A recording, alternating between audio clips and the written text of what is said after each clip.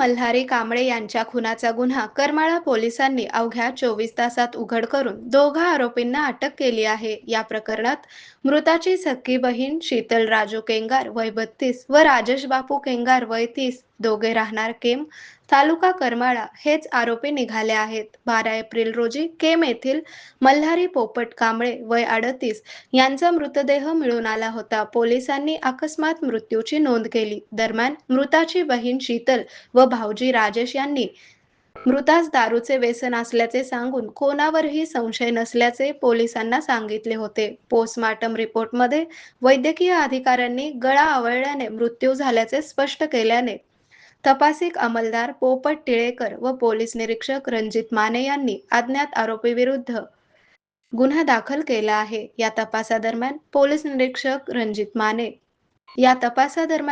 निरीक्षक रणजित माने यांना शीतल व राजेश केंगार यांच्या हालचालींवर संशय आला. कसून चौकशी केली असता बहीण शीतल हिने कबुली दिली की भाऊ मल्हारी रोज दारू पिऊन माझ्यासोबत भांडण करायचा, तुम्ही येथून निघून जा असे म्हणायचा, त्यामुळे वैतागले होते. पुढील तपास पोलीस निरीक्षक रणजित माने करीत आहेत.